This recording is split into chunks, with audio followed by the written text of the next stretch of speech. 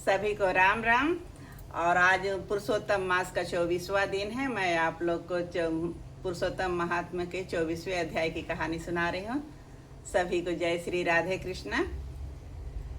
उग्रदेव को मणिग्रीव सब कुछ बताकर बोला, हे ब्राह्मण, इस समय मुझ पाप युक्त पर आप अनुग्रह करो। मेरे किसी पूर्व जन्म के पुण्य से ही आप इस गहन वन में आए हैं।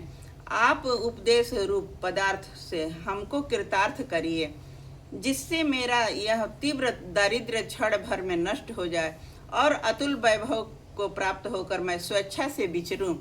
उग्रदेव जी बोले, हे महाभाग, तुम कृतार्थ हुए।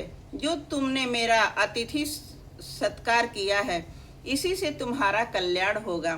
बिना व्रत, बिना तीर्थ, बिना दान, बिना परिश्रम तेरा दारिद्र्य नष्ट हो जाएगा। ऐसा ही मैंने निश्चय किया है।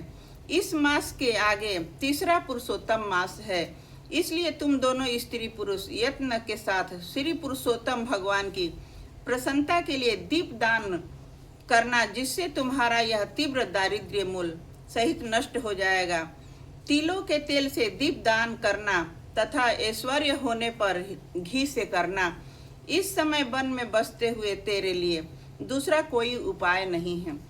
अगस्त्य जी बोले, इस प्रकार कहकर श्रेष्ठ ब्राह्मण दोनों हाथों में मुरली लिए हुए श्री कृष्ण भगवान को स्मरण करता हुआ प्रयाग की तरफ चल दिया। 2 महीने व्यतीत होने पर जब श्री पुरुषोत्तम मास आया, तब गुरु भक्ति में तत्पर दोनों स्त्री पुरुष उस मार्ग में दीपक जलाने लगे। आलस्य रहित वे दोनों ऐश्वर्य के लिए इंगुदी के तेल से दीपक जलाने लगे और इसी तरह सारा पुरुषोत्तम मास बिताया। उग्रदेव की कृपा से अंतःकरण को शुद्ध करके अंत में मरण को प्राप्त हुए स्वर्ग को गए और वहां के सब भोगों को भोग कर उग्रदेव की कृपा से वे दोनों श्रेष्ठ जन्म को प्राप्त हुए। पूर्व जन्म में जो तुम मृग हिंसा में तत्पर थे, इस जन्म में वीरबाहु के पुत्र चित्रबाहु के नाम से विख्यात हुए। इस समय तेरे आधे अंग को हरने वाली जो तेरी स्त्री है, वह पति के पुण्य का आधा भाग लेती है।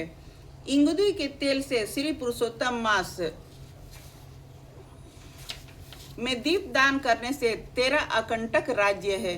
जो मनुष्य घी से अथवा तिलों के तेल से अखंड दीप जलाया करे, तो फिर कहना ही क्या है। पुरुषोत्तम मास में दीपक का ऐसा ही फल है, इसमें संशय नहीं है। उपवास से पुरुषोत्तम मास का व्रत करे तो फिर कहना ही क्या है। वाल्मीकि जी बोले, इस प्रकार अगस्त्य जी राजा चित्रबाहु को पूर्व जन्म की कथा कहकर सत्कार को प्राप्त होकर नाश रहित आशीर्वाद देकर वहां से चले गए। इसी के साथ 24वें अध्याय की कहानी समाप्त हुई। सभी को जय श्री राधे कृष्ण।